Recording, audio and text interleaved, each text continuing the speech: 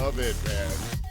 Oh, I love when you have a good weekend all queued up. Yeah, we got a birthday party to go to tomorrow, Saturday, and it was very good friends. So I'm hoping Lisa can make it. She's not 100%, but I'm going to make it.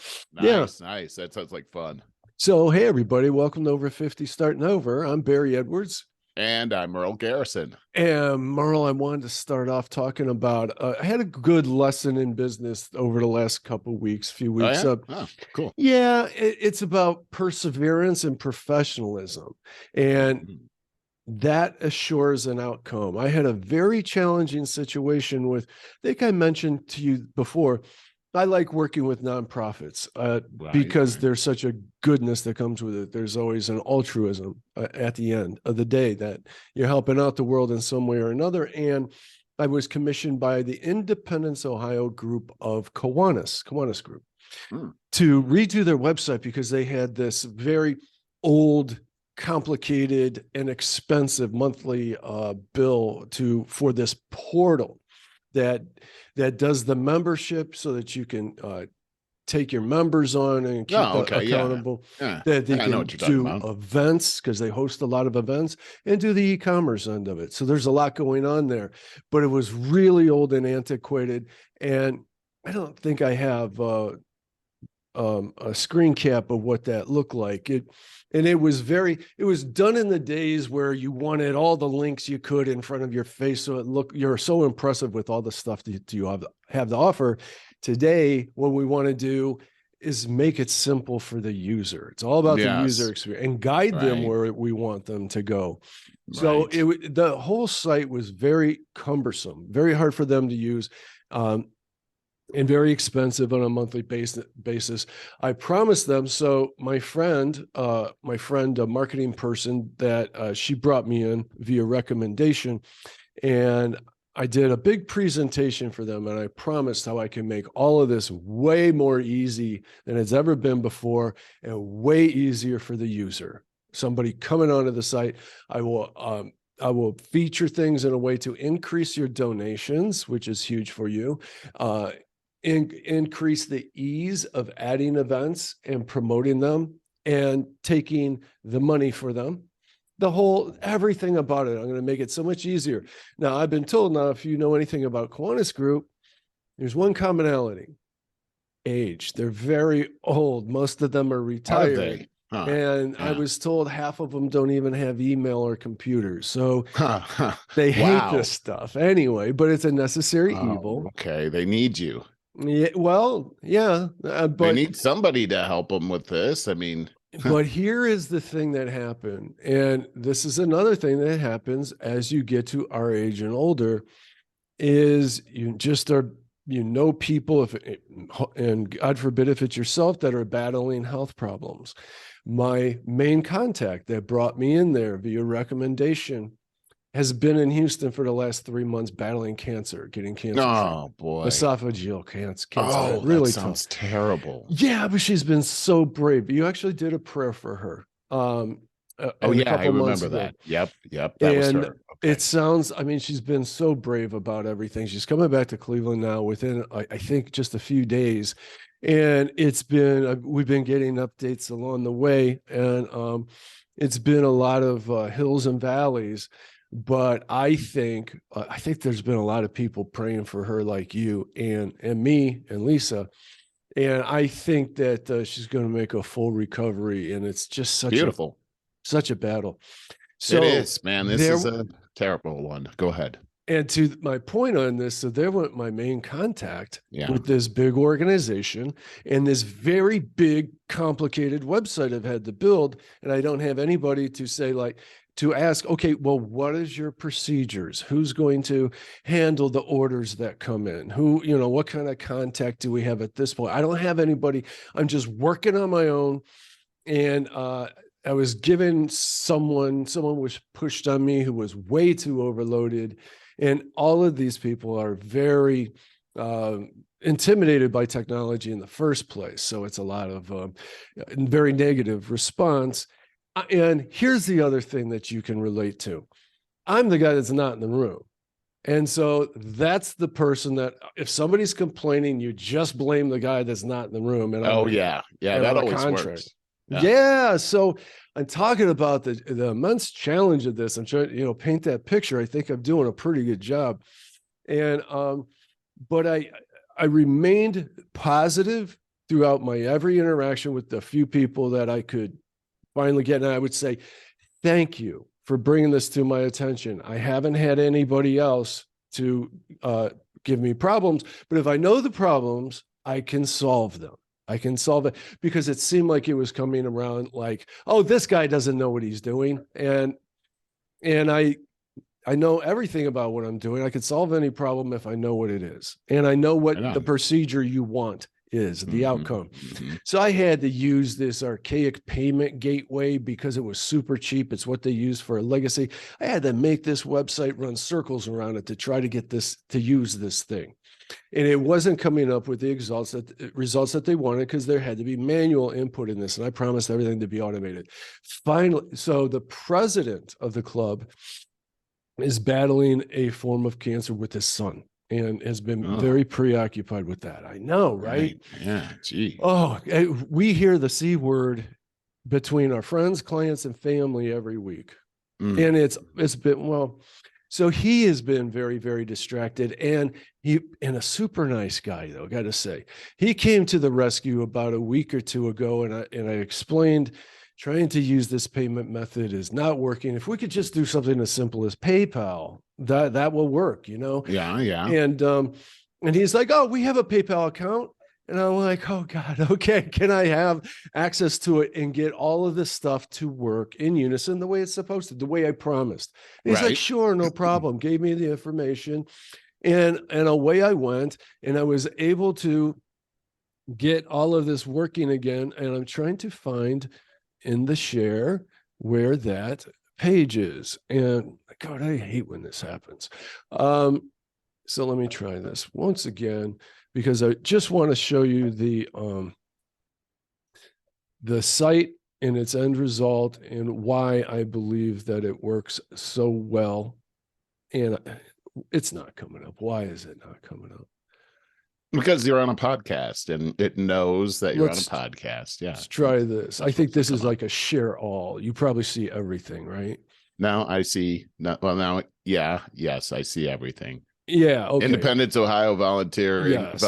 So you can. Okay. So this is the website, and I couldn't find it on a singular basis. So whatever. And I simplified the menus a great deal, as I said, so that I can guide people to where we want them to go. And what do people do mostly these days anyway, is scroll down on their phone. So yeah, so you scroll down, welcome, blah, blah, blah. This is who we are. And the first thing I told them is that I want to jack up is become a member, put that right in front of their face, and donate today. So to increase both of those.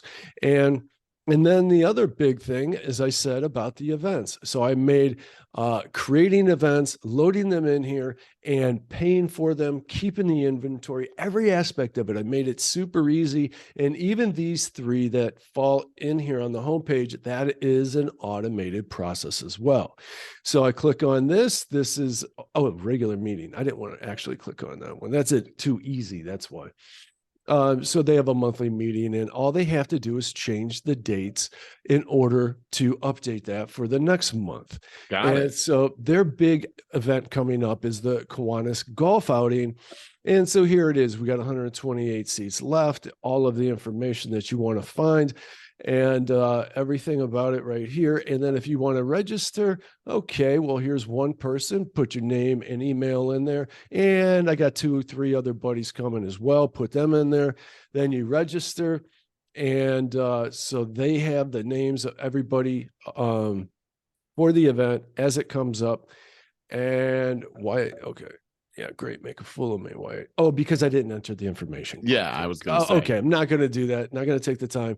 It goes into the e-commerce end of it so that you can pay it that. I was going to say, you were about to lay down $450. So now here's the moral to the story, because now everybody's loving it. There's also this mass email part to it that I didn't show you, and I just made that super easy for everybody and free where they were paying for it before.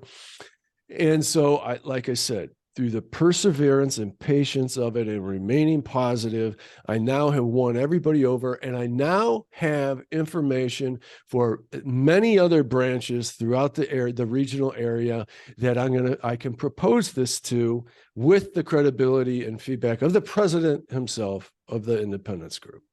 Beautiful. So I'm probably going to be able to expand this thing that I worked really hard on with a lot more credibility and some less effort as well. Yeah. And, I would have loved to have seen it before and after, but what I just saw there was very, very simple. You go to these web pages a lot of times, and I find myself wondering after I read through the first 2 pages, like, what is this company? What is this about? I can't figure out what it's about, and I keep having to dredge in more and more and more. And it's like, it shouldn't be like this.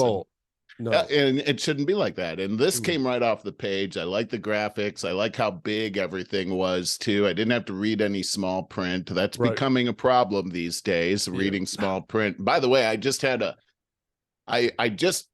57 a few weeks ago, and welcome aboard. Thank you. You know what? This was a weird one, Barry. I typically don't have any problems with age. Like, I don't care. I'm actually proud of how old I am. But on the day before my birthday, actually, it had just turned midnight, so it was my birthday, and Anne Marie sung happy birthday to me and went right to sleep, and I was up all night. I'm 57.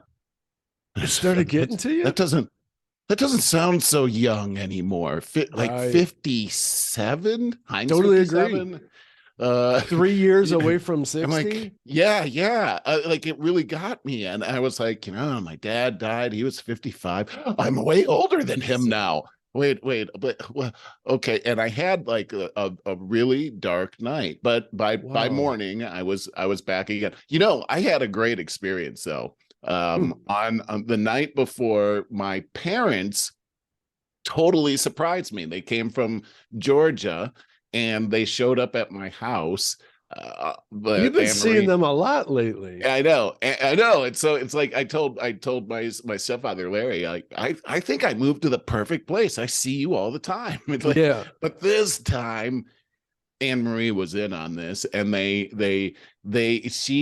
I'm at work here in my office. They showed up and parked down the street because I got the window right here. I couldn't see them. They snuck in through the back door. Oh my God. Anne Marie knocks on the door. She's like, hey, something's wrong with the TV. I come out all annoyed. What's wrong with the TV? What's wrong now? And she's acting all weird over by the TV. And I heard a sound, and I looked back, and I didn't see anything in the kitchen. And I heard another sound. I looked back. My mom was hiding. She's on her hands and knees, hiding behind the counter, and she pops her head up. She kind of looked like a Muppet.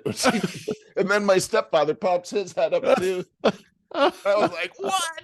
I mean, that was one of the best and the coolest things. And here's the thing. I bet you, I don't know if they knew this or not, but I get a kick out of people hiding from me. Like, you hid from me. My mom hid from me. That's so cool. On her hands and knees.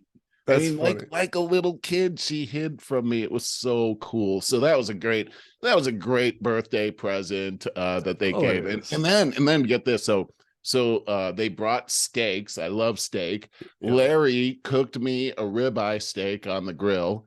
It was through the roof. It was so good. And I had I've been one, which I haven't had in a long time. Go ahead. Oh, that sounds so good. I was wondering, with your new diet over the past almost year, I guess. Yes. I know you're such a meat eater. You talk about hamburgers and cheeseburgers and steaks all the time. Are you able to regularly satiate that? Or do you have less of that craving now? I'm not sure what you're craving for meat. Are you able to indulge on occasion, or how much? Not just on occasion, every day I get to have meat. Really? Yeah. Oh yeah.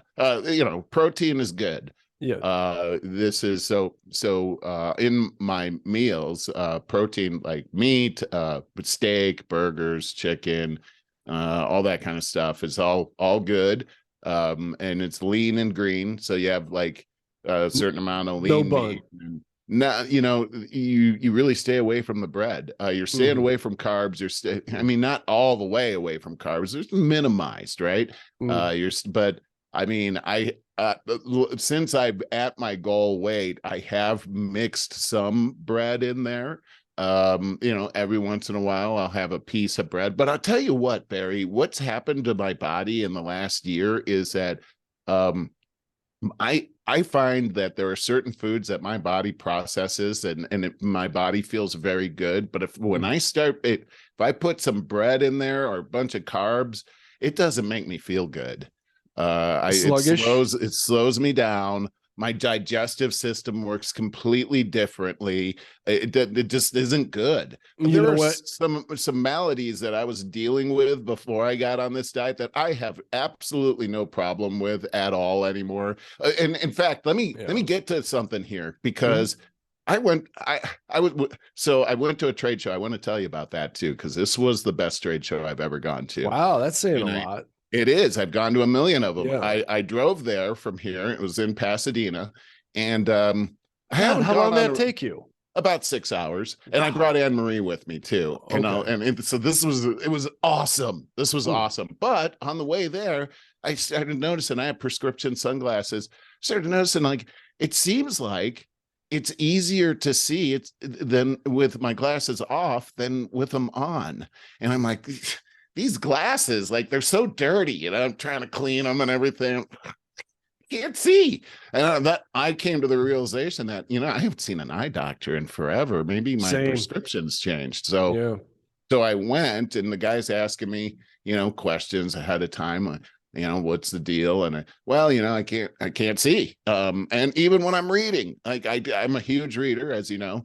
But I'm like, I feel like I'm just reading with one eye. I can't even can't see I'm it. It's starting to really, get that way. really frustrating. And he's like, Mm. huh. And he throws this out at me. He says, a lot of people when they get to be your age, they have they start having problems reading things up close Yeah. when they didn't have that problem before. Right. But that actually works to correct their nearsightedness. They can see things further away again. I wonder if that's happening to you. And I'm like, right. No, I'm practically blind. I can't see with my glasses on or off now. And because, well, let's see. He throws it up there. You put Uh, the patch over your eye and everything. uh, Nailed it. 20/20 on my right eye. I'm like, really? what? Like, are you kidding me? He's like, yeah, you just read the bottom line perfectly. Yeah, your right eye is perfect now. Uh, And then he went to the left, not so much. But that's why I'm reading out of one eye, I guess. So my prescription totally changed. And then he showed me what it looked like with my glasses on versus glasses. I mean, it was like, reading those letters. yeah. It was like, holy cow, it's like I might as well be putting blinders on every time I put my glasses on. So Well, that's anyhow, that's a interesting. cool thing. He said, but It's that is kind of. something that happens when you get older. A lot of people, their nearsightedness corrects itself. So you might just And need the that's what old happened to man me. glasses for reading, and that's it. The cheaters, right? Well, Yeah, yeah. So, well, the left eye yeah. it didn't change on the left eye. Mm. Well, I would say, So I still need glasses, and I got some cool glasses coming. So I'm oh, I'm good. excited about that. I'd say armed with that information. I've never heard that before, but I haven't been to the eye doctor forever either. And I remember the last time I got the exam, the prescription for my glasses, I'm nearsighted. I need them for distances when I'm driving primarily. And she's like, yeah, next time you come in, you're probably going to need bifocals because Oh, of what age you are. And I hate that you said the same thing a few minutes yeah. ago. I hate hearing that. So what I've noticed is, you made me think of it with what you said. I don't feel like my distances when I'm driving with my glasses on, it's not a real strong prescription, but I don't feel it suffered at all. But I am on occasion, like really clearing my eyes, trying to read something up close and stuff like that. So I guess it enhances your Mm-hmm. point as well. Let's see, where were we going with that? We were talking about something else, but I do know I was going to say Well, about the diet thing, about you're saying when you eat the complex carbohydrates that you feel horrible as before you didn't notice it. yeah. I Oh, eat oh, bread all the just like time, bloated. I get swollen. but I did. pasta does that to me. I Hmm. feel distended beyond belief. Like I feel like a whale for Yeah. a few Oh, days. me too. I feel, Yeah. you know, that Buca de Beppo. Oh, right. Everybody loves going there. I always feel like you got to bring a stretcher, get me out of here. I can't. Yeah. I'm like a Humpty Dumpty now. Can't get out of my chair.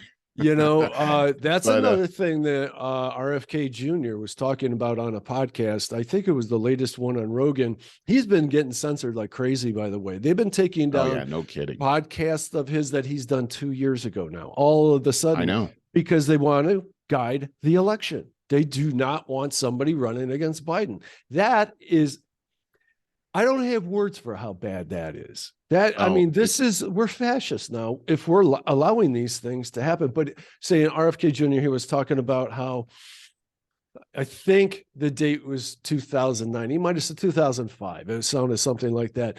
That food scientists discovered, okay, because we used to use, I forget the chemical name for Roundup, but there's the generic chemical name yeah, for it. yeah, yeah. And farmers used to hire people to manually go through and squirt weeds to kill them. But Yes. then a genetic engineer realized you can alter the seed of corn so that it would be unaffected by Roundup. So now they could just spray the entire crop of corn. And he said, then all of a sudden you see all the gluten allergies coming up, peanut allergies, and all of these different things, and how you and I are talking about how we feel when we eat all of that. The complex carbohydrates primarily, I guess, comes from wheat and corn. So that kind of crap. Wow. Yeah, our food industry is so compromised. The more we find out about Uh-huh. what's happening with our food, the more horrifying it is. I mean, it is. And now we've got this whole thing with Bill Gates, and he's really pushing Yes. this meatless meat. And you're hearing scientific or medical journals coming out and talking about how bad meat is for you. But Bill Gates has It's bought not. up all these It's medical yes. journals. They're compromised now, so Yes. we can't even trust what's coming out of these medical journals, the ones we've relied on, because they've all been bought off, and they're attacking our industry. You've heard over the last couple of years, Barry, about all these food plants that Yeah, have on burned to fire. the ground. Yeah. All these cows that have, oh, it's too hot, the cows all died. When did you ever hear that before? Right. Come on, it's been hot before here, and the Yeah. cows don't die. Guess what? There's a whole bunch of cows right down the street, and it's almost 200 degrees here every day. So I don't know, are these special heat resistant cows, or Right. what's going on here? But man, and then you're hearing about them, vaccinating our meat for some reason. Like, Oh, I haven't heard about that. oh my gosh, it's so crazy. You know It's like, what? As you mentioned, of course, Big Pharma would go for that if they can't do our kids next. that's right. That's exactly what's going on. So people are talking about alternative ways of getting meat and going, directly to the farm and getting it that That's way. the way But to go. I mean, it's a It's good thing, for us. man. It's good for the farmers. It's good for everybody. It's And it you got to really is. knock out those four big food distributors that control everything. I mean, really, when you I'm all start to in. think about what they're doing, it's a very dark, dark thing. And it's like, Mhm. why are you messing around with our food? Yeah. Oh, there's no This end to is what's diabolical. FDA, CDC, pharma. I mean, the amount of destruction that they purposely put out there, the obesity program. Oh, now they got Ozempic. All the people in Hollywood are chewing that stuff up like a breakfast cereal. Well, Barry, getting back to where you were going with this on the diet that I'm on, I mean, after a year, I'm realizing now that the food that I was eating, it's not that I was, this glutton or anything like that. It's just the American fare It's going to kill you. Yeah. You're going to become obese. You're going to have high blood pressure. You're going to get diabetes. You're going to die young if Mhm. you follow this whole American diet, this high carb, high sugar, High uh, sugar. type of diet here that just, and we're sitting around. And here's the thing, culturally we're all like, oh well, I'm in my 50s now, I'm supposed to have 40 pounds of Yeah. extra weight on me, there's nothing I can No. do about it. That's what I kind of Right. felt, that was it. And so now I'm 80 pounds lighter than I was before. I feel good. Here's something, turning 57, one of the things I asked for was, hey, I don't have any real shirts, all my shirts are all dark, okay, because I'm trying to hide stuff. Oh, And okay. so, but I live in Phoenix, so I go out, and so I got dark clothes on. I'm like, Oof. oh my gosh, I can't. I Makes need I all the need like difference. white shirts or lighter Yes. shirts, like the one. This is a Yes. birthday shirt, okay? So I'm like, Nice. yeah, okay. Here's the problem. I'm not used to wearing white, so I get stuff all over the front of my shirt and everything, and I'm like so frustrated, Barry, because I got a whole bunch of nice white shirts. I got coffee all down the front and Well, little mustard that over here. doesn't speak to how you were a year ago. I'm a total slob, man. I mean, I didn't know. I just didn't know. So there's another thing I got to work on here. It's kind Okay. of silly.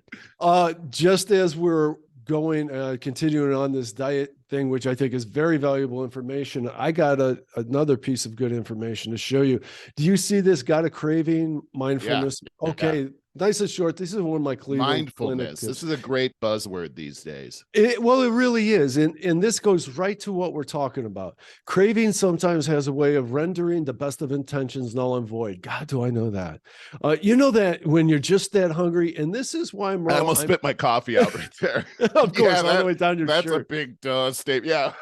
Well, well, Exactly okay. what So happened. what I've been thinking about, Merle, is for the last couple of weeks is I think that this intermittent fasting that I've stayed on is now doing me more harm than good in a way, Right. because I've been overindulging so much in that window. And I've heard that as the main problem with this. yeah. So even today, so I would normally wait till 11 in the morning to eat, and it was so hard to get to 11. Well, I wanted to eat before a podcast, and I had an egg sandwich at 9:30, and I was thinking, maybe for a while, maybe I need to go back and forth a little bit to shock the metabolism and the system, because I think right now where I'm at, I think I could do like 6 small meals in a day and have no problem making them all healthy, I think because I you're won't right. be Well, starving. that's what I'm doing. That's I know, that's exactly where I right. got it. That's Right. exactly right. You're right. And I was doing the same thing, Barry. I was doing the intermittent fasting, and I wasn't good at it, apparently. I first off, I was real cranky most of Yeah. the time. Yeah. I didn't realize that this was what it was. But that, as soon as I started doing the 6 meals a day, I was a much nicer guy, even though Yeah. they were real small. I mean, they were like Yeah. 100 to 150 calories. That's small. Yeah. But on this diet, the food they gave you, it was filling. And the other thing too was I increased my water intake, which I That's desperately huge. needed. I didn't Yeah. know that, but one of the things was a lot of my hunger was really false signals that I was really thirsty. I wasn't drinking enough water, so that's That's a big interesting. deal too. Huh. Yeah, my body, the way that it functions, I just totally changed the way that it works, and I put down a lot of my cravings just through habits that I formed, and now I just don't have those same cravings that you're talking about, because Yeah. I mean those are serious. I mean, I found myself like The addiction to sugar is our biggest challenge in that's what it America. is. It's sugar. Yeah. Sugar is really, really something. And I one big thing for me, Barry, was I learned to drink coffee black. And I drink coffee. I'm a coffee guy. I And love but coffee. me too. And I was putting cream in that coffee, and that's another thing I got away from milk. I was putting cream in my But I use coffee. almond milk. Do you think that's a No, good I thing? think almond milk is good. Okay. I use almond milk too. I like it a And lot. yeah, I do too. I've learned at first I was like, what am I drinking? And now it tastes good. I But really like you it. don't have that gumminess in your mouth from That's a dairy. big deal. Yeah, That's it a is. big deal right there. Yeah. Because I was constantly like, Yeah. Yeah. I yeah. even do that if I eat too much cheese. And so I was putting this cream. It was this coffee mate and it's got a ton of sugar in it, and it Oh, just tasted good. And I would just drink that all day long, and oh, not realizing that it was completely stopping my metabolism. Really, I yeah, mean, my yeah. body was just piling on more fat, and I mean, now I'm like, gosh, I'm down to 195. Oh Um, my God, yeah, and you're I'm like feeling 10 like, pounds lighter than me. I yeah, can't believe that. oh, I feel so good now. I I know mean, you it's do. just, this is So great. I I'm don't gonna. have any kind of bulge at the belt line or Oh, anything like nice. that anymore. I'm back to like definitely college weight Mm-hmm. now. I Mm-hmm. mean, I remember when I weighed this much, and I feel a lot like I did back then. Maybe I Wow. don't have the 24/7 energy that I had, but Uh, I yeah. definitely have the good feeling and get the giddy feeling. And I was just telling our friend Bryant the other Yeah. day, I was not expecting to feel this good at this age. Wow, that's amazing. Speaking to the sugar that and the problem that we have via the FDA in this country, Subway, the submarine sandwich shop, fast food. Yeah, yeah. You think you're not doing bad when you eat that, and I eat on occasion, though they've almost doubled their prices in the last 3 years. So I'm eating it a lot less anyway because of that. But they went into Germany, and Germany has a real FDA. And they told them they cannot call their bread bread. It needs to be listed as pastry because there's that much sugar content. Wow. Uh-huh. Wow. I That's mean, that and high that's the fructose thing, corn syrup, their man. It's bread. hidden. It's It's hidden. addictive. That's the thing. Mm-hmm. It's totally addictive. Like, Yeah. you have to have that. All And fast food I is. and I was going to Subway all the time, thinking the same thing. Like, Yeah. Jared did it, so Yeah. I'm gonna do. And I think the whole Jared thing was a bunch of BS. Really? Yeah, I'm pretty sure it was. You I thought he was read. set up? I'm pretty sure that was not accurate. I Why would read they some want to take stuff. Jared out? Who cares about No, Jared? it was the whole I lost, 100 and some odd pounds eating Subway. I think that was the BS part. I Oh, don't think that that's, you weren't yeah. referring to the pedophilia thing. No, no, Jared. Remember that was the Oh, big thing with Subway, where it was like everyone sure, started going there because this sure. guy Jared had A lost all nerdy this guy. Hmm. weight. Yeah, and apparently he didn't lose weight on the Subway diet. So everybody thought Uh, Subway was, let's not go to McDonald's, let's go to Subway. And mm, then we all got right. addicted to that bread over there. And Yeah. let's And go to all Subway fast food. again. Yeah. All No, fast I food want a is, foot long of Subway. yeah. And that's what I always get too. Yeah, $5 foot long. Come on, man. $5. Yeah. Well, now it's $11, $12. Not kidding. That's Not so kidding. crazy. It That's is crazy, crazy man. for what it is. Right. It's processed For meat anyway. everything. It's the Yeah. cheap meat. Yeah. For That'll be everything. $5,948. It's unbelievable. Okay, so talking about the cravings and using mindfulness to tamp them down. Whether you're trying to cut down on sugar or trying to quit smoking, mindfulness techniques may help you manage your cravings, and research explains how they work. In a common form of mindfulness meditation, you sit comfortably, focus on your breathing. We talk about that a lot. Instead of judging and getting carried away by your thoughts, sensations, and emotions that arise, you practice simply noticing them and accepting them with kindness.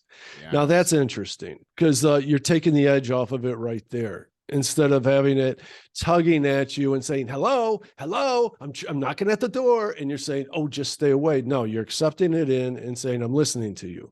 It at least takes the edge off. So let's continue. In a mindfulness technique called a body scan, you close your eyes and pay attention to each part of your body, starting with the toes. Slowly work your way up to the head, noticing sensations and any thoughts or feelings that come up. And I made a note here that I first learned about this reading Psychocybernetics by Dr. Maxwell Maltz. He printed that in 1960, and I read it when I was in like 8th grade. And it was exactly what he went through all of this. The body scan, start with your toes, go all the way up to the, and we've talked about that before. According to this study, mindfulness techniques like these involve a part of your brain that also contributes to cravings. If you feel a craving coming on, it's possible to interrupt it using one of these techniques. Over time, And over time, practicing mindfulness may help you become more aware of your mind and body, more accepting to uncomfortable feelings, and less impulsive and reactive, all of which help manage your cravings. I completely agree on that, that even the act of doing the mindfulness, even for a couple of minutes a day, it does increase your awareness of your body and of your emotions.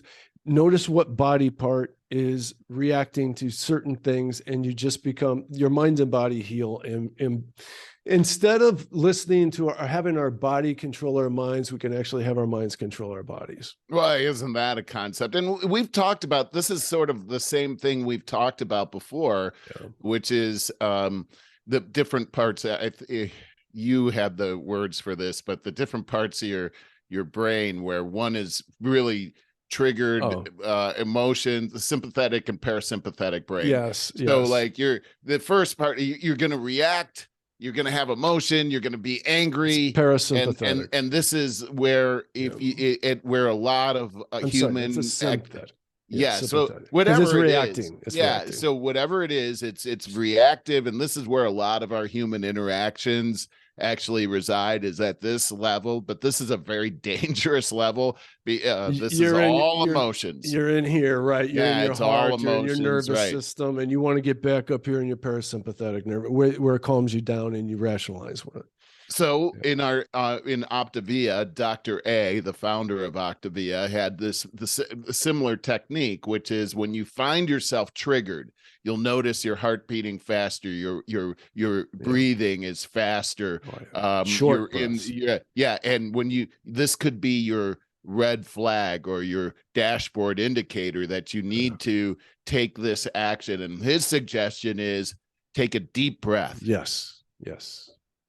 It's just the opposite of what you're have your water with reacting to. Take a sip of water. But while you're doing that, you need to be thinking, what is it that's happened? Why am I feeling the way that I'm feeling? And what is the outcome that I want? Which takes you from that sympathetic brain to your parasympathetic, where your reason and logic reside.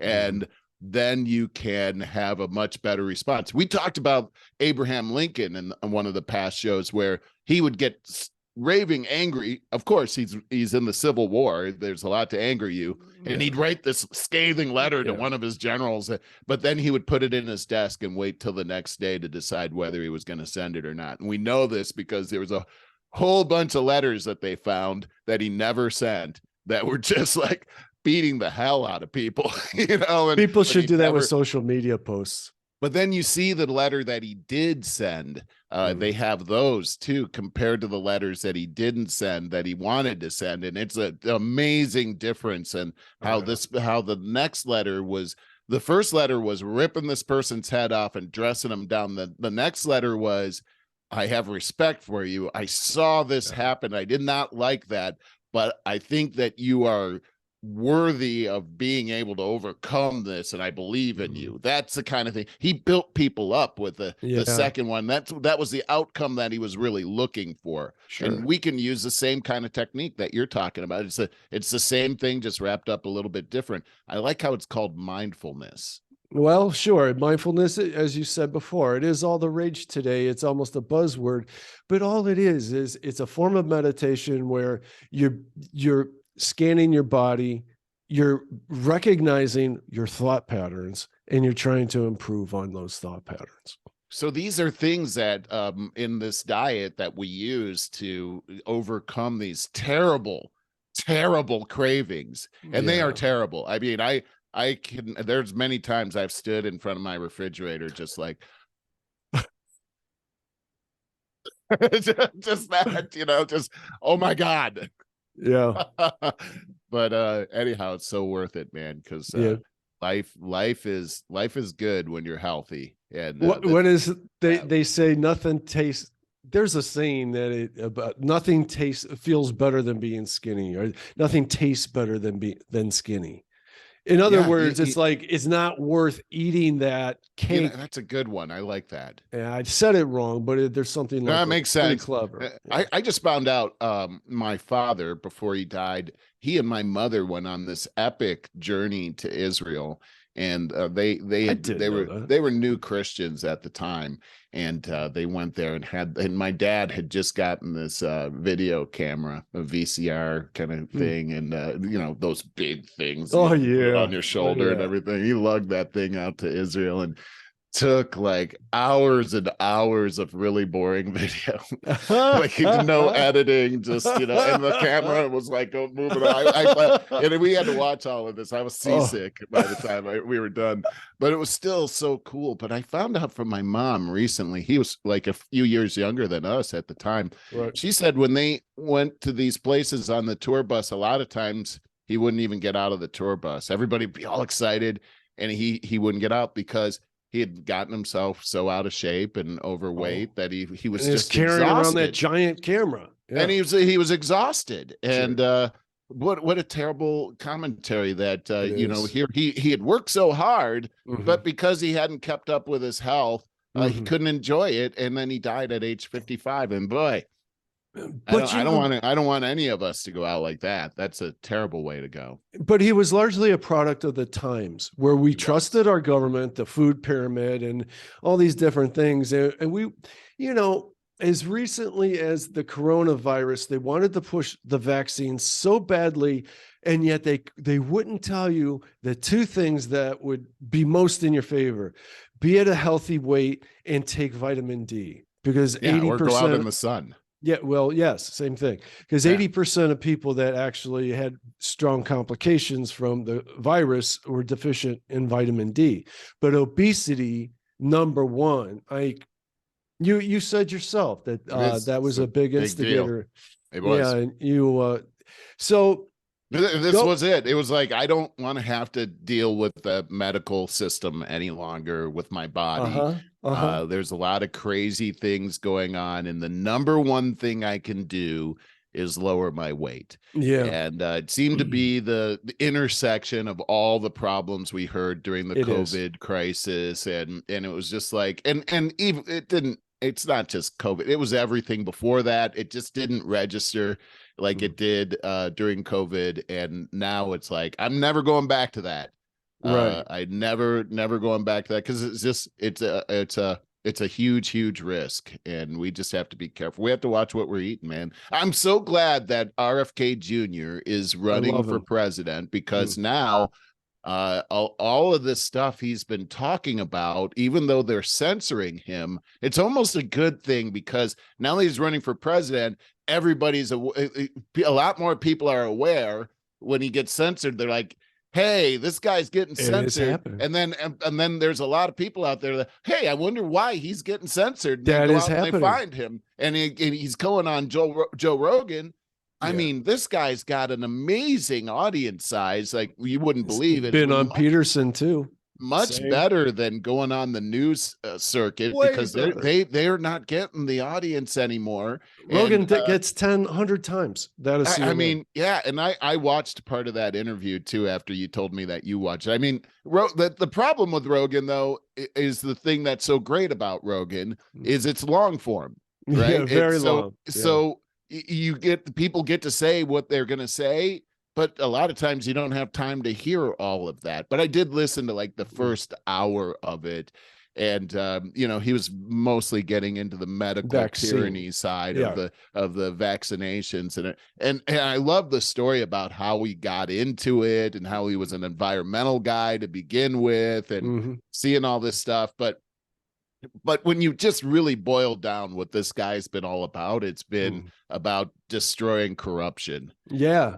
He's an old school Democrat, just like a classic Kennedy. Yes, he's your kind of guy. He's my kind of guy. Yeah, our country would do well to get him into office. I don't care what party you are for; it would be a huge step in the right direction. He doesn't put up with corruption. He is a very stand-up guy, and you can only get that through long form interviews like this. Yeah. If it's on TV, you're getting BS. You're just getting sound bites.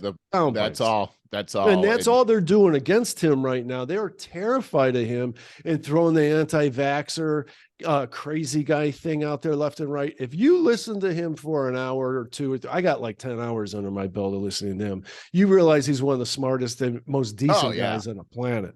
So I'm highly a big advocate. Big I advocate. highly, highly, highly recommend to everyone to read that book, The Real Oh, Dr. yeah. Fauci. I loved how Joe Rogan encapsulated that whole thing and talked about how he thought that RFK Jr. was some kind of kook. And it was based on just Right. here's the stuff that people had told him. Yeah. And I loved how honest Joe Rogan was about this whole thing, about how he just heard he the waters for RFK Jr. were tainted, Yeah. not by anything that RFK Jr. said or did, but because of what mainstream media had said and done to him to taint his name. They did And the same to Tulsi Gabbard. they really did. Mhm. And the other thing too that he brought up was how interesting it is that when he goes on TV and gets interviewed by the media, that the media has to immediately cast dissension on him in order for that reporter to be kind of off the hook for criticism that you interviewed RFK Jr. What a terrible commentary for our press today that is supposed to be working on our side. Right. No, to say the least. I don't even know what else to say about that except this. Think of about 1 year from now when Biden is 6 months away from, if we survive his regime. But the panic the Democrats are going to have, they're only just beginning to see. They are always so overconfident with the power of the press that they have, but they don't realize that has dwindled just exponentially in the last 3 years. Just the last 3 years. They have shot themselves in the foot with this. I mean, it's a jewel what they have. They've got the media in their back pocket, but they've been so aggressive and so arrogant about it that they're not even trying to hide what they're doing. And gosh, you know, this whole thing, it's so hard to understand how they're keeping it, how anything is staying together in Washington at all right now, because it seems like everything is just falling apart. But yet I was looking at some polls here, and it was really interesting. Let me see if I can pull this up myself, because I was kind of shocked at this Quinnipiac poll that I saw. Never heard of that. Down here. Quinnipiac is it? They're very popular polling. Let's see here. Shows you how dumb I am. Let's see, medium age, college. Let's see if I can find this even. College professor. Oh my gosh. I can't find it. I'm having the Barry thing happen. Oh, sure. And I know I will talk while you're looking for that, because what I wanted to say. Oh, here it is. Here it is. I'm sorry. But go ahead and say what you're going to say. Well, what I wanted to say is that the left has gotten, as you said, very arrogant about how they know that they control the DOJ, they control the press, they control pharma, they're infiltrated with all the big tech. The censoring that's going on Google and YouTube. I thought it peaked. I thought it was going to peak a while ago. It doesn't seem like it's peaked yet. They're censoring more and more and more. It's unbelievable. Absolutely. So the arrogance that the left has in thinking that they have control of every message that is out there. And I'm going to say they're very good at it. They're very, very good at it because they're clever. More clever and more in cooperation with having people say complimentary things in unison at the same time. But I think they're seriously overestimating the fact that most of Americans can see and are terrified by what Joe Biden has become in recent years. I think you're right. Not mentally capable, and he's backed up by the least popular person next to Hillary Clinton and Kathleen Harris there. And I think the crimes that we're hearing about are having a very devastating effect. Here it is. 62% of Americans believe case against Trump is politically motivated. It's probably not the one that I want to deal. But this is true. Okay, so nearly 2/3 of Americans polled in a Quinnipiac University survey released Wednesday, said the Department of Justice case against former President Trump over the mishandling of classified documents after he left the White House is mainly motivated by politics. The poll found that 62% of respondents said the DOJ case was against the former president. That's against the former president is mainly motivated by politics, while 34% of those surveyed think that the federal charges against Trump are mainly motivated by the law. That's 2/3, which in politics is called a supermajority. Mhm. But this says that the opinions of the indictment vary starkly by political affiliation, with 91% of Republicans deeming the case politically motivated compared to Democrats, 28%.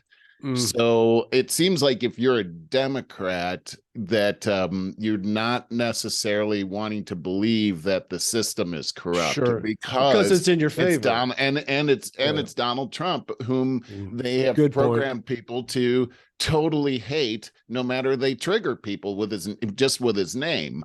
Yes. So you're going to have that, but that 28%, and so that means that 72% see this whole thing that's happening, indicting a president on something that, I mean, look, he had those boxes in his home, and all presidents have this. They're allowed to do this, but To an vice extent. presidents aren't allowed to do this.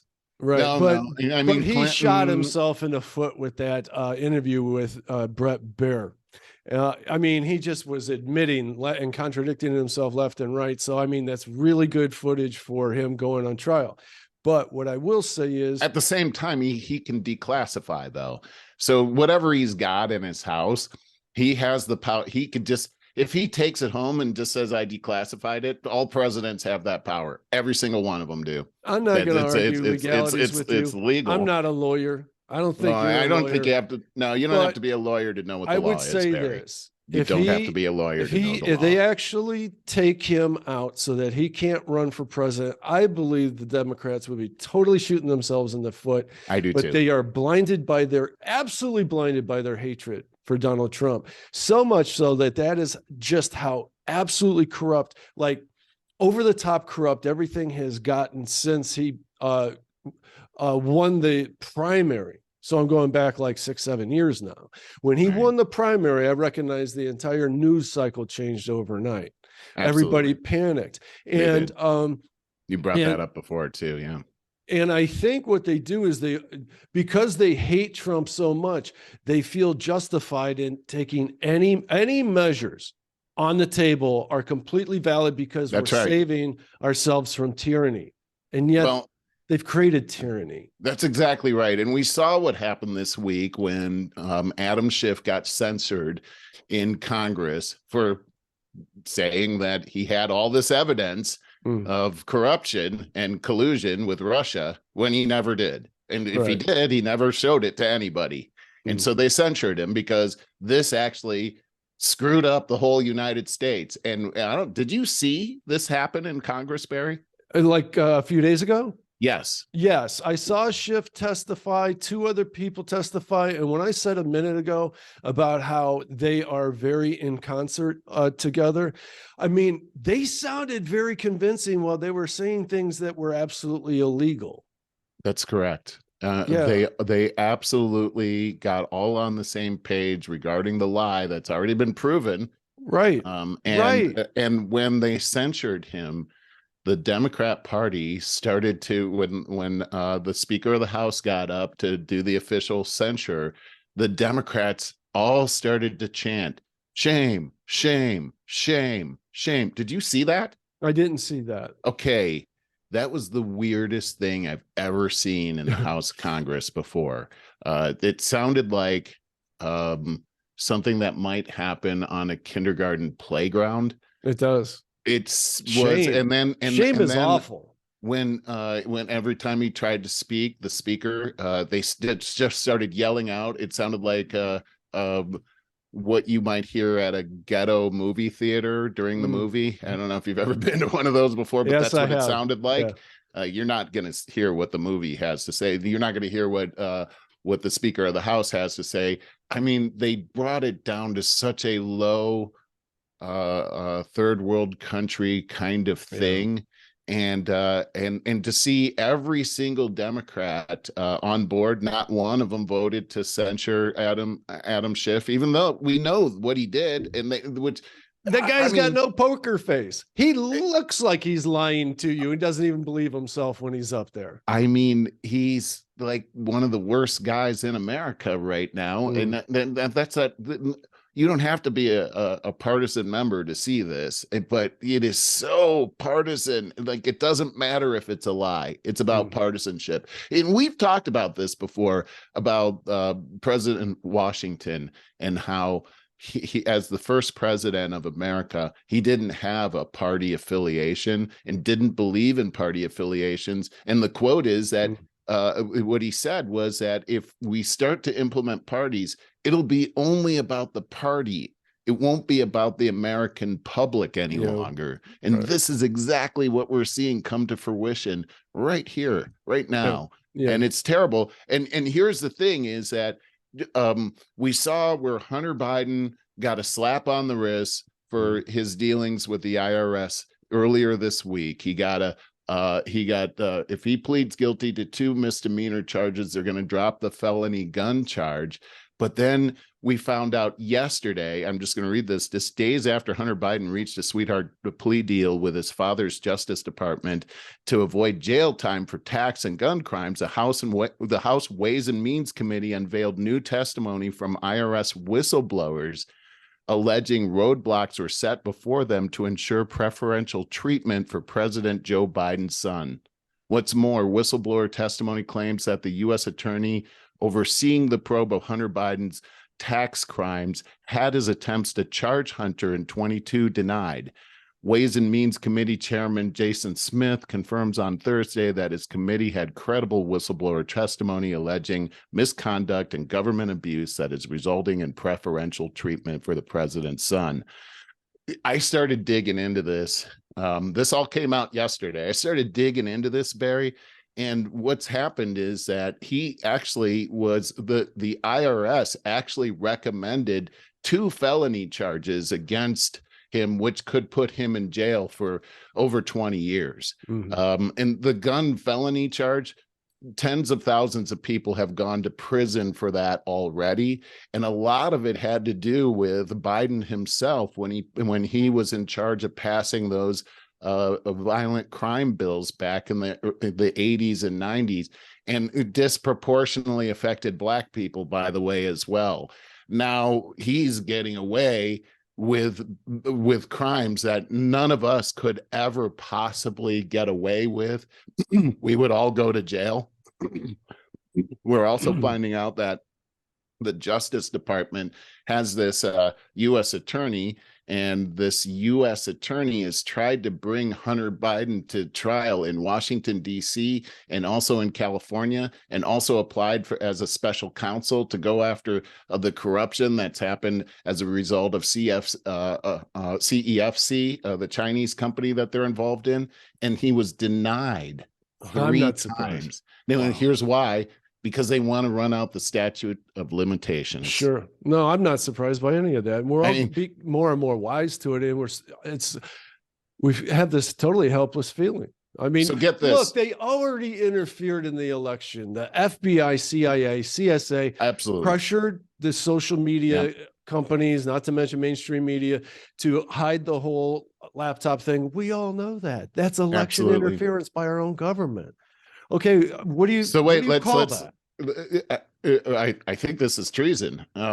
So this is the next thing is take a look at this submarine deal that happened. Such a horrible awful, thing. Man. And what I found out yesterday is that the U.S. Navy had listening devices in the water. That's what they do. They listen for what's going on. I heard about this. Yeah. And that they heard an implosion within an hour and 45 minutes of that ship going into the water. And that this whole thing about hearing pounding or banging down underwater was a lie to keep the story alive, so that we wouldn't. And the theory is that this was a big smoke screen so that nobody would hear about what I just read about what happened with the whistleblowers. And I got to tell you, Barry, that I hadn't heard about the whistleblowers myself because I was so focused on that I'll tell submarine you, story. it completely took over the news, and They did. So this is what I'm saying. They filled it up. Yeah. They used okay, so the Navy knew about it. They communicated that to the Coast Guard. The Coast Guard was the one that was making these reports saying that they were hearing banging down there, but they already knew that. So who was it that orchestrated that?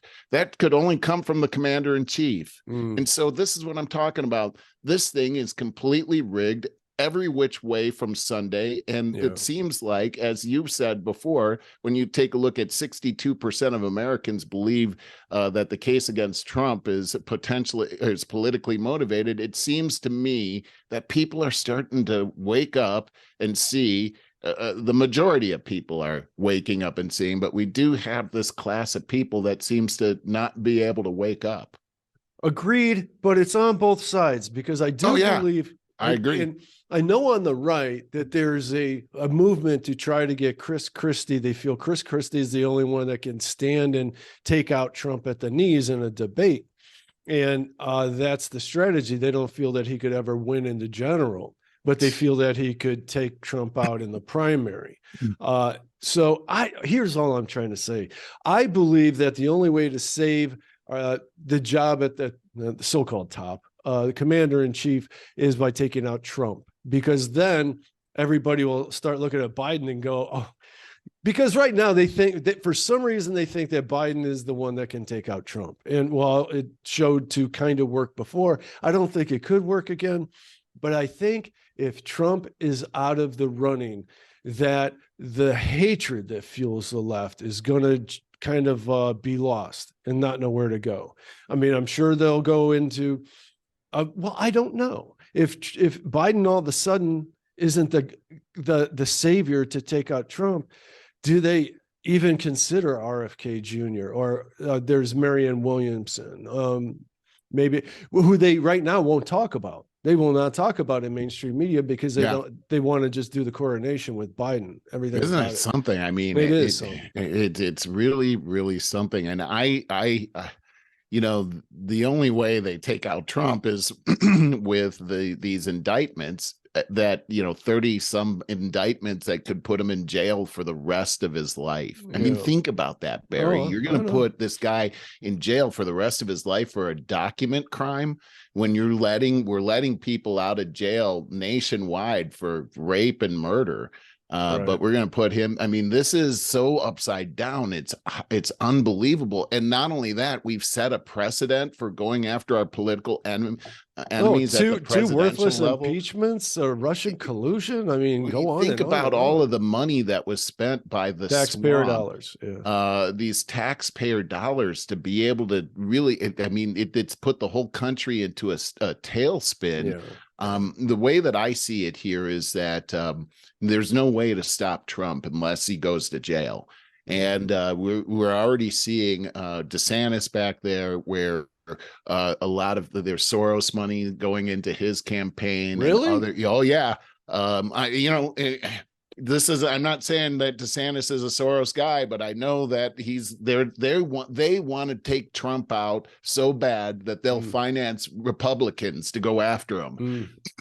I don't think there's any way that Trump can be beat except for that. And so what I think is, and that's not my ideal, but what I think is that he's got to find a running mate that's going to soften this up a little bit. And I think I brought this up before, but I really think that you bring an RFK Jr. in as a vice president, and now you've got something that the general public might be able to embrace. I just couldn't see him ever doing that. RFK I can't either. I can't either, because he's got too big of an ego, and he's got to be the one-man show. But I don't know. You can't bring in.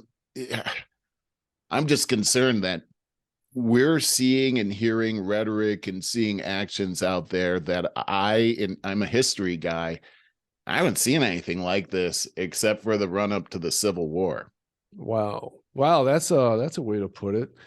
Okay. Going from here, I have speaking of whistleblowers and cover-ups and all that, I have a whole bunch of stuff about the latest UFOs Oh goings yeah. on. If you want to go there, but if Sure, you got let's go there something right else, now. No, no, no. yeah. I wanted to go there because you sent me that clip out of Fox News, and it had Schellenberger Oh up there, yes, and yeah. I thought that was really interesting. He's a That guy I trust a lot. He's a I like this left-leaning guy. journalist. Left-leaning Mhm. journalist that got a lot less left after he was one of the people appointed to receive the Twitter files. Right. And he couldn't believe the amount of corruption that was going on. And how would you say what did he get exposed to via the Twitter files that disturbed him so much?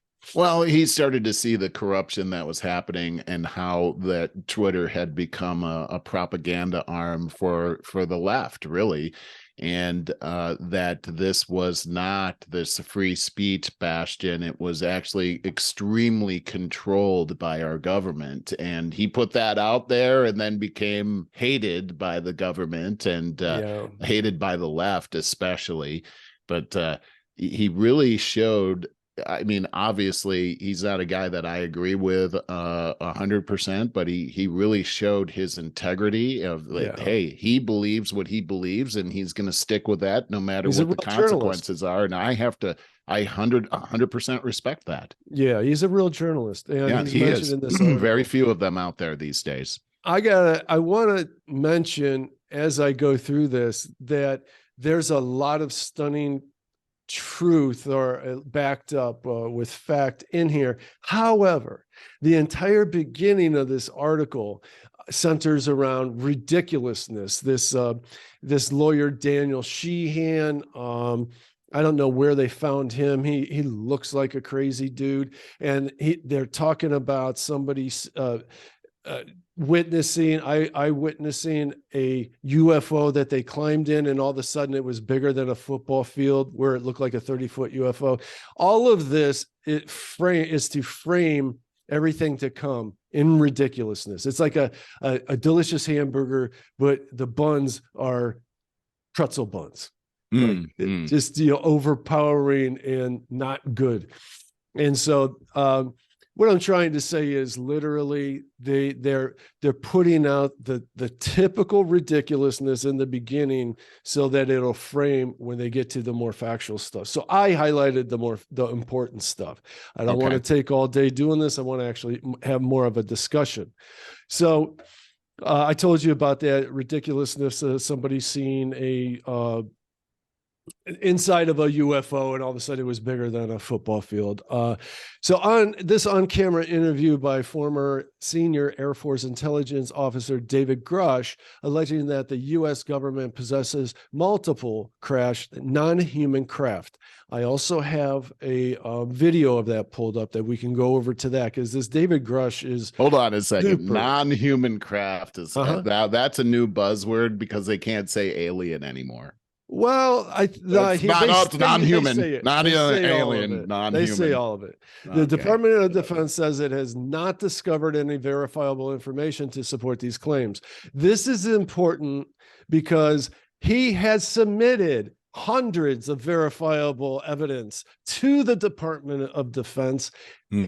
It's like the DOJ investigating the DOJ. We talk about that from time to time. Well, he has to go through the Department of Defense to show that the Department of Defense is crooked. So he's got to, it's ridiculous. All right, so that's a good observation. Yes, right. So let's go down here.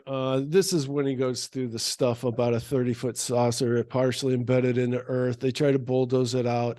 And when it came with, let's see, a guy went into it. There it is. It was as big as a football stadium inside. It was freaking him out, and he became nauseous. It's all BS. That's planted government BS to make everything else look ludicrous. So the lack of deep details, documents, and photos are leading skeptics to dismiss these things as tall tales and stories of the off-world UFO stored by secret government programs. So there you go. There's your diversion. Military intelligence officials who have voiced their support for Grush since he came forward publicly to point out that he placed himself at considerable risk if he is lying, as all his claims have been submitted to the DOD and intelligence community inspector generals on penalty of perjury.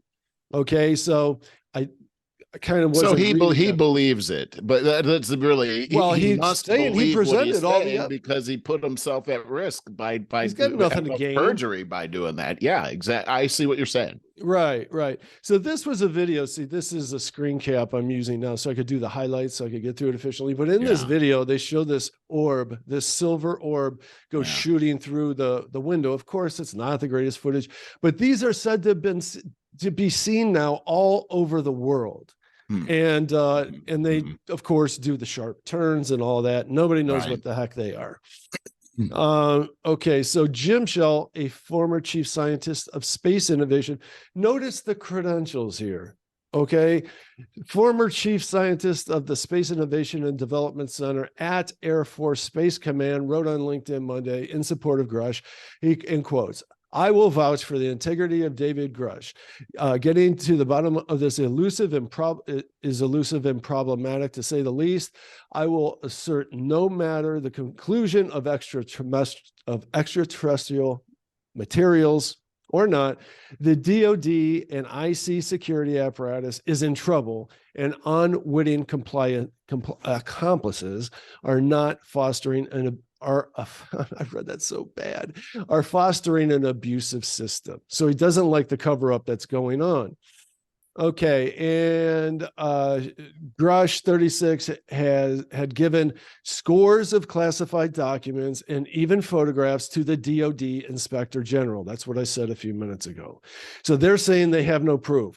Grush is saying, I gave him hundreds of classified documents, and he's given them over 100 classified documents. This is a quote. But he hasn't been able to show all of them to the staff in the Senate Intelligence Committee because some don't have the adequate clearances. So they have stonewalls put up all over the place, even though there's this new whistleblower law that's protecting him at the same time. So they're still doing everything they can. I got more proof here, but I'm telling you, very soon, it's going to irrefutably come out that, yes, we've had ET vehicles for decades. It's going to come out real soon. Okay, the problem is that people, let's see, here we go. The problem is that people who have those kinds of clearances are part of the people who've been concealing it for 75 years. That is the problem. So journalist Gail Lambert asked if he had, in quotes, seen any exotic gear with your own eyes to Grush. Grush replied, I saw some very interesting things that I'm not allowed to talk about publicly right now. I don't have approval. So on June 3rd, former top defense intelligence officer Christopher Mellon, he's the guy that leaked the Tic Tac footage and stuff like that. He wrote in an essay to Politico revealing he had referred 4 witnesses to the government's UFO investigation task force, the All Domain Anomaly Resolution Office, ARROW. And by the way, I forget who said this, but somebody that was very much on the bringing this to the forefront said that all of these acronyms are purposely laid out to sound very confusing and to be a mouthful, just so that it makes everything so cumbersome. Even as I'm reading this, it sounds cumbersome. So, this head officer, 4 witnesses to the government's UFO investigative office, ARROW, who claimed to have knowledge of a secret U.S. government program involving the analysis and exploitation of materials recovered from off-world craft. Okay, so then we also have, I'm just bringing out all the credible people here that are testifying in his behalf. Nobel Prize nominee and CIA scientist, Dr. Hal Puthoff, who worked in the government's 2008 to 2012 UFO program known as AAWSAP, again, the crazy acronyms. told the Daily Mail in April that he briefed Congress on classified information about UFO reverse engineering programs. This is very much coming to light. And knew of whistleblowers who had worked in the alleged programs that I'm ad-libbing here that Bob Lazar's been talking about since the 80s. Okay, the reverse engineering programs. Michael Schellenberger, author and founder of the news site Public, reported on Wednesday several unidentified intelligence sources who claimed that they had seen credible and verifiable evidence that the government or military contractors have at least 12 alien spacecrafts. I've heard that repeatedly by very credible people. Okay, in quotes, every 5 years we get one or two recovered spacecraft for one reason or another from either a landing or that we catch, or they just crash. One alleged whistleblower told the publication. I know of at least 12 to 15 craft.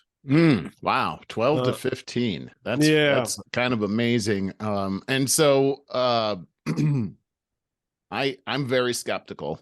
Oh, you should be. I mean, if you're not skeptical, then you're going to get bamboozled by the stuff that they were leading in with it, with the guy that saw a 30-foot craft, went inside it, and it was bigger than a football field. That's the ludicrousness that the government plans. Yes. And again, a lot of, you take a look at Schellenberger. I like what he said in the thing on Fox News. He said, look, I'm not going to tell you that this is, for sure the real thing or not, but there's a lot of evidence out there, and we can't just put our head in the sand. We need to find out what that evidence is. So I agree with that. I'm not so much buying into the fact that these are extraterrestrial or alien craft yet. I first off haven't seen any of them. I've seen these grainy pictures, and I think that's weird in itself. Now you're buying into exactly. I mean, they will not release. They're given. Sure. I know. But everybody's got an iPhone, right? Everyone's got one now. We take films, we take pictures of everything, and really, that's the best we got. I'm sorry, that's skeptical to me. The other thing is this: I hear all of this, but that means that we have 12 to 15 alien space crews out there. Maybe they could be unmanned. Well, they could be, but no one's talking about that. And even Schellenberger, when they asked him about that, he didn't want to talk about it. To me, that's the real thing: is let's see the alien. Okay. Oh, for sure. Let's see some aliens here, then maybe we can talk. But here's my thing: is this also could be here's Tesla was destroyed by very powerful people because he had come up with an alternative energy source and was experimenting with it and could cause things to move without producing any kind of heat as a result. And he had things flying around the room and doing things like these kinds of ships are doing, like that. And then he was destroyed. And who was he destroyed by? The energy people, who are extremely rich and powerful and didn't want to lose their thing. Could there be our government or non-government organization that's actually behind all of this? I think a lot of them could be. Somebody said recently to answer to that was, I think it's 50-50 is what the guy said. I think there's a good chance that a lot of this stuff is stuff that our government actually knows about. And I think the timing is really interesting for them to start coming out and saying, oh, there are UFOs out there, when all of this other stuff, like the distractions we read about just now that were purposely done, you use the dead bodies of these scientists and that young boy, the 19-year-old, to extend out a story. Oh, they could still be alive, when you're trying to hide what's happening with your son and you're using the apparatus of the DOJ is what it looks like happened. So if they did that, of course they would use something like this to distract us as well. Everybody's looking in the sky. Like, for instance, when the Chinese balloon came over, everyone knew it was a Chinese balloon, but then 3 more came over and they called them UFOs. And it's like, wait a second, this sounds, my BS meter is pressed into the red right now. Well, you got to understand that the government has not been voluntarily leaking anything. Christopher Mellon was the one that leaked the TikTok footage and the stuff with Dr. David Frazier, not Dr. Commander David Frazier. Some of these really obvious videos of things that we do not know what they are. So now the government has had to respond ever since. And I think that they are doing a very effective job of feeding the disinformation stuff, conspiracy stuff. Just like I said repeatedly about the ridiculous story up there. But when I look at what your sources there, I mean, like, they are credible sounding, but this one guy, he's a Nobel Prize winner, and he's, first off, Barack Obama won the Nobel Peace Prize. So to me, he didn't even do anything. He hadn't done anything. He got the Nobel Peace Prize. To me, that's a meaningless prize. And he's with the CIA, so I immediately don't trust him. This other guy's with the intelligence department. He says he's a whistleblower, but I remember the intelligence department, 56 of them signed on to the fact that the Hunter Biden story from the New York Post was Russian disinformation. So now I don't trust our intelligence apparatus whatsoever. They lie to us. And so this is my problem, is that if there is a big problem with this, the U.S. government has shot himself in the foot because I can't trust them anymore. And now, if this is true, it's the boy who cried wolf, and it's going to be just like Invasion of the Body Snatchers or something, because we just don't believe anything they say anymore. And I think that's the biggest problem, is that they've made themselves so untrustworthy that if something happens where we're in danger, imminent danger, I'm not going to believe them, because they lie every other time. That's a horrible thing. Agreed. But this is like so cumulative. There's whole police departments that have chased down UFOs. They're chasing down something. Yep. I agree. Yeah, well, they're UFOs, unidentified flying objects. That's all it is a UFO. So we don't know what it is. Okay, Merle. Jesus, that's all I'm trying to say. So there was I mean, so no, whole city let's back in up. your No, state, in your state of Arizona. That, I mean, thousands of people had seen is gigantic triangular UFO that went over the entire state. I'm not saying that they're not seeing anything. I'm saying that it might not be aliens that are flying it. I hear you, but what has happened, I'm agreeing with you on UFO. It's an unidentified flying object. There's a scientist, a very well-respected scientist. Of course, I can't remember his name. I believe he was on Rogan one of the last times I heard him, but known to be the biggest skeptic forever and ever. But he's probably a propulsion expert or aerospace expert, but he was a doubter forever and ever, a scientist. And he finally said that the amount of evidence has been so cumulative and overwhelming with credible people that he now has to believe scientifically that it's more likely that we do have alien spacecraft than not. Unfortunately for dude, there's nothing I could tell you. This is an ideological religious thing for you. There's nothing I'm going to do. Where are you getting that from? Because I've known you my entire life. Why do you think it's a religious thing? I haven't brought up religion at all. You're refuting something with something I've not said. That's not true. Well, here's my problem, Barry. It has nothing to do with religion. Here's what it has to do with. These people have lied over and over and over again. Scientists, believe the science. I can't believe it anymore. I'm sorry. This isn't that I don't believe you. It's that I don't believe them. I don't believe them. They've lied to me, and they've tried to screw me. And then I feel like they've tried to kill me. So that's where I'm at. How can I believe them now? How can you believe them now? It's kind of exactly the picking and choosing of where the science seems to land, where the believability seems to land. Well, and I don't trust our government at all.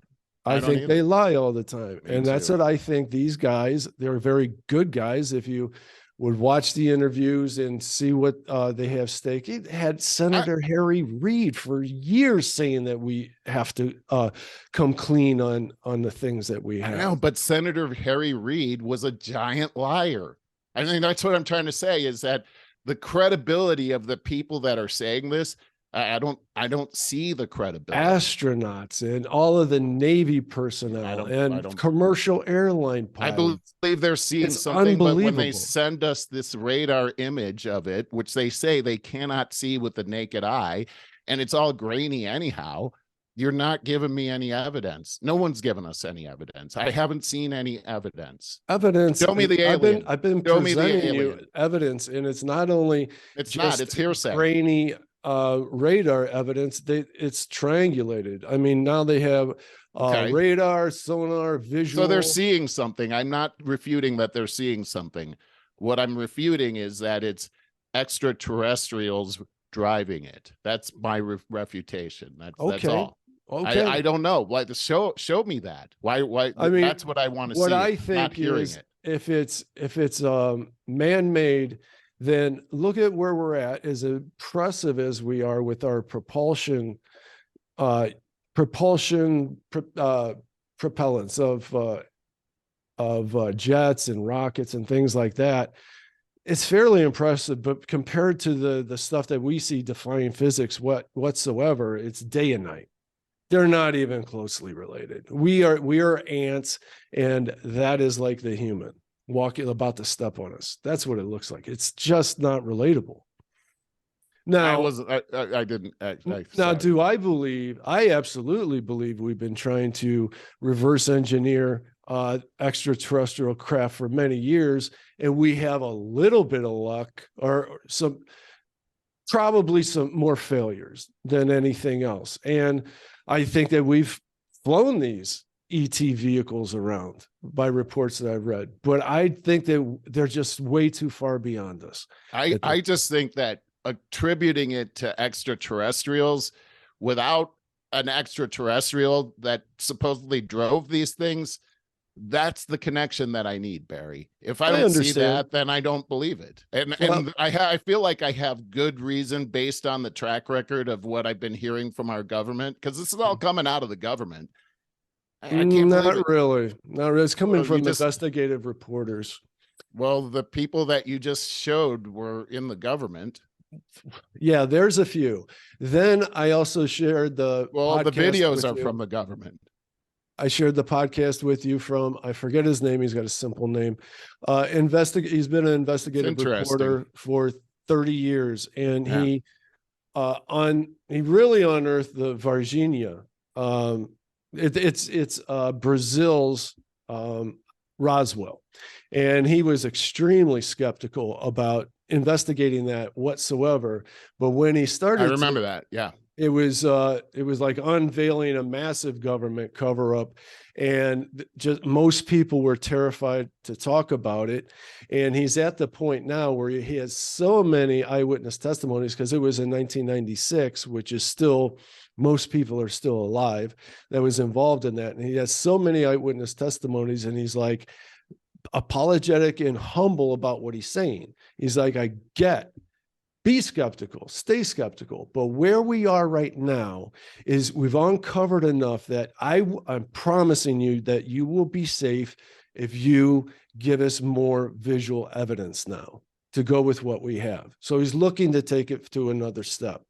And I mean, there's what's his name? The Las Vegas reporter. He's a very, very famous UFO investigators. So I'm not talking about these are just people involved with the military or government. There's investigative reporters that really spend a lot of their lives trying to uncover the truth, and they know that they have to do it on an incredibly slippery slope. So they have to, I agree, provide more credibility than the average person would even ask. I understand exactly what you're saying, and I'm not trying to impugn those people's credibility, because I actually believe that they believe what they're looking at. And my problem is that I've become, through the last few years, a show me kind of guy, because of all of the misinformation and the lies that have been fed to us. So I'm jaded when it comes to that. And here's what I learned is that the government has used fear to control us. And this is a perfect vehicle to use fear. They've been doing it since the 50s to scare people regarding UFOs. We've seen movies where they've tried to scare us with this too. And somehow these movies become reality later on. Like it's a weird thing that's happening. And it's like, how is Hollywood involved in these things? How is the CIA involved with Hollywood? I hate to be that guy, but too many things have happened where I see a coordinated effort from our government to fool us. I think guys like Bob Lazar are definitely seeing things. I don't know what they are. And I don't think they absolutely know what they are either. That's what Lazar said. But I do think that they are on to something. But every time they do the research, it turns out, as you said, there's a government involvement and a massive government involvement that they've tried to keep secret. Barry, that's what I'm talking about. I understand. I'm talking about those people that have been trying to keep things under wraps, and everything we've learned about vaccinations and how they've kept all that secret from us. And now it's just now coming out.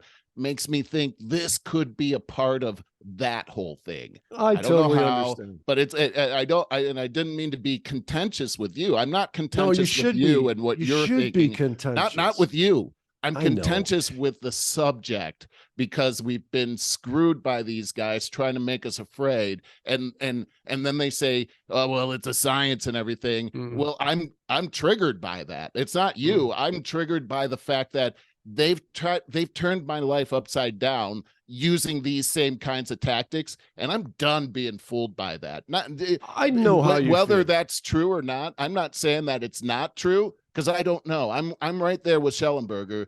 I want to look into it, but I'm very, very skeptical. That's all, because of all the lies. I think this could go in a lot of different directions, and I think that our intelligence community knows how to plant those seeds and nurture the ones. That's kind of what I was trying to point out at the beginning of that article. Yep. But, and I also don't think that we have anything to fear from an extraterrestrial society. I think they have more. They're more fearful of us for good reasons, because we're so primitive that we want to meet everything with a missile and then pick apart the bodies later.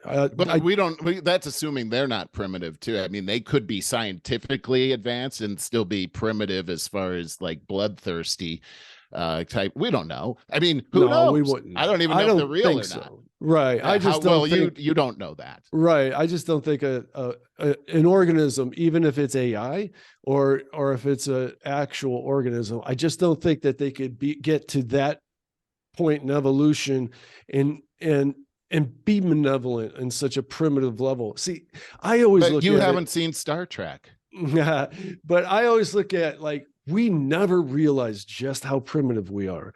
We barely came out of the hunter-gatherer era. Society's so young. You try tracing back your lineage for 2 generations, and all of a sudden, you don't know what the hell was going on. So I'm talking about, I see these, and they could be us in the future, as in a different dimension. I don't know, but I don't think we have anything to fear from them. But I'm just not in agreement with that. I don't know. I mean, how would you know that? If that's a guess. And a lot of evidence. That. But wait, hold on, because you're talking about comparing it to us human beings. We're just as violent as we ever were in all of human history. That was my point. So we haven't evolved at all.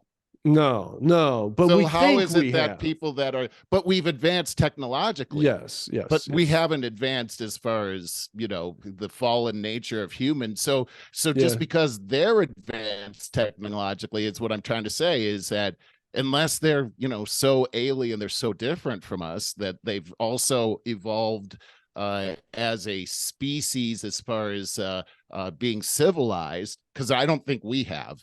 Then they would be very much different from us. Well, there's a lot of theory that we're killing people in ways today that are so brutal that even people during the Stone Age would be like, man, that's sick what you guys are doing. I know. But in time, I think that we will evolve into a more compassionate. But there's nothing to base that on.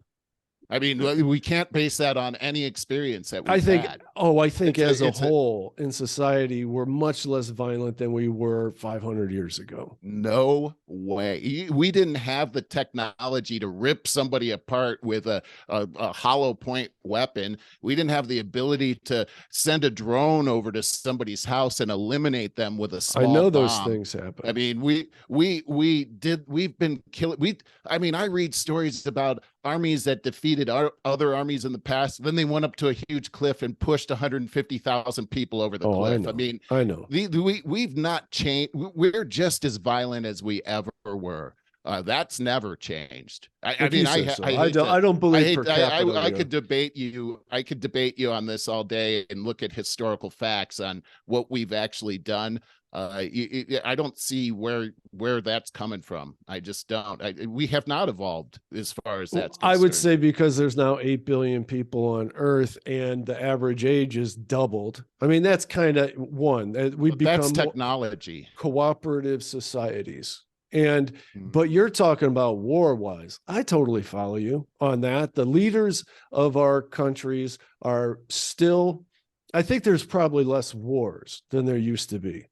But when you got the power that a leader garners when they're leading a nation is still completely corruptible, and they kill a lot of people because they want to conquer for their own power. Yeah. And that's still a primitive instinct. Where was I going with that?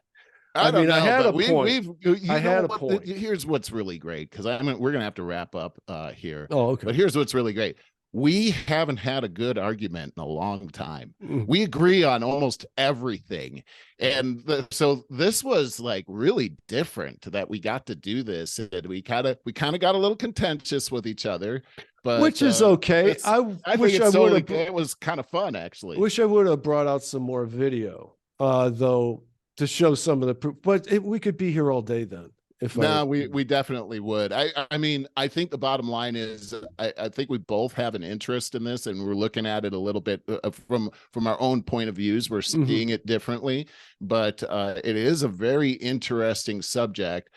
I'm so jaded on what our society has done, from mainstream media to the government to the non-government organizations and this whole global cabal that I see happening, Yep. that I see how easily they could use this particular subject to keep us in a mental cage. And that's my thing that I'm concerned about, because it seems like the old never let a good crisis go to. Good. That's a good note to end on. I like it. There is hope. Great note to end on. All right, buddy. Had a blast. Happy Friday. Have a Happy great Friday, weekend. you. I'll talk to you real soon. Take care, All right. Barry. You Bye. too.